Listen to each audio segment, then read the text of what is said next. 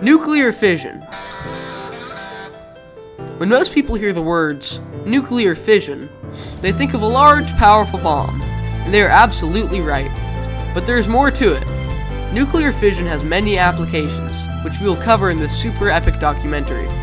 Nuclear fission was discovered December of 1938 at the Kaiser Wilhelm Institute for Chemistry. This is located in Berlin, Germany, and was opened in 1911. This was discovered by Otto Hahn and Fritz Strassmann whilst casually bombarding uranium with neutrons. Nuclear fission is defined as the splitting of a nucleus into two smaller and lighter particles upon impact with another particle. Other particles, such as neutrons, are also released in the form of energy.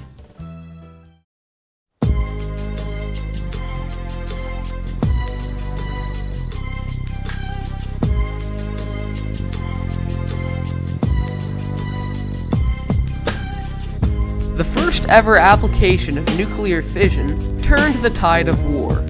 It was the Fat Man and Little Boy atomic bombs used on Japan during the Second World War.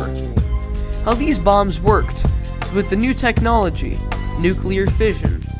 Nuclear fission is defined as the splitting of a nucleus into two smaller elements upon contact with another particle, with the release of energy, shooting neutrons into other atoms, repeating the cycle.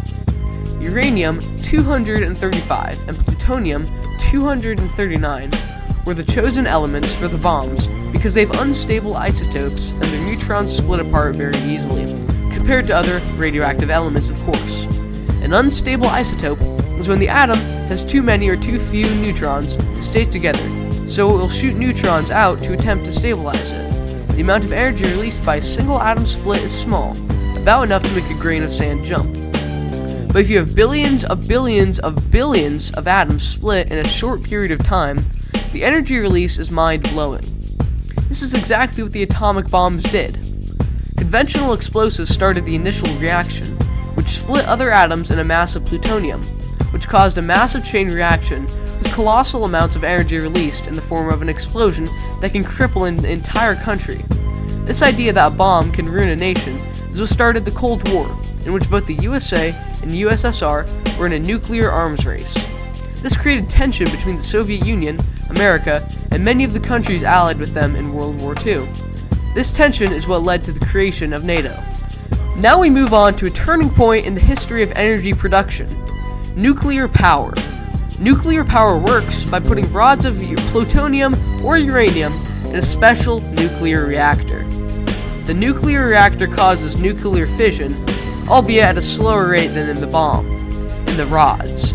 These rods get extremely hot enough to instantly vaporize water.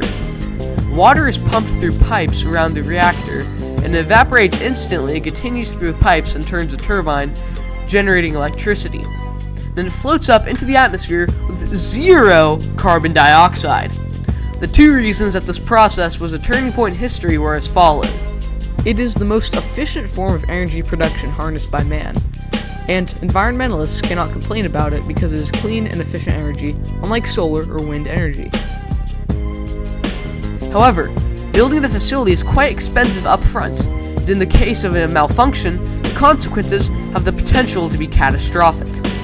Many safety measures and regulations have been put in place, in the United States at least, that lead to nuclear reactor meltdowns being very few and quite far between.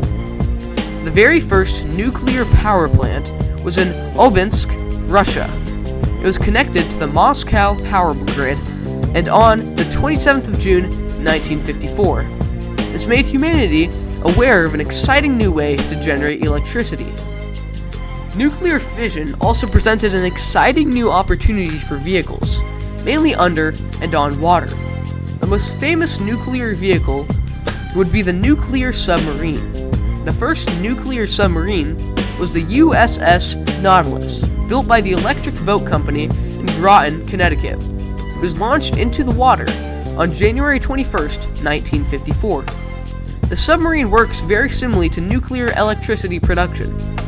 Nuclear submarines use the steam from evaporated water to turn the propeller.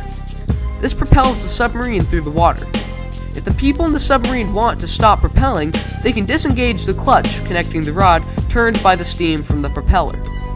Now we move on to the second actually good and feasible nuclear vehicle, the beloved aircraft carrier. An aircraft carrier is a nuclear-powered boat that is used by the military to carry aircraft overseas. It is propelled by the same way as a nuclear submarine. The third nuclear-powered water vehicle is the destroyer. A destroyer is a military boat armed with cannons, guns, and torpedoes. These are used to sink enemy ships. The discovery of nuclear fission was one of the most influential and important technologies developed in all of the AD time period. It allowed for extremely efficient vehicles and energy production. Now vehicles can run for a really long time. Some nuclear submarines and ships can run for 20 years without having to refuel. And we can deliver oodles of electricity consistently to the power grid, stay underwater indefinitely, and blow people up, using the awesome power of nuclear fission.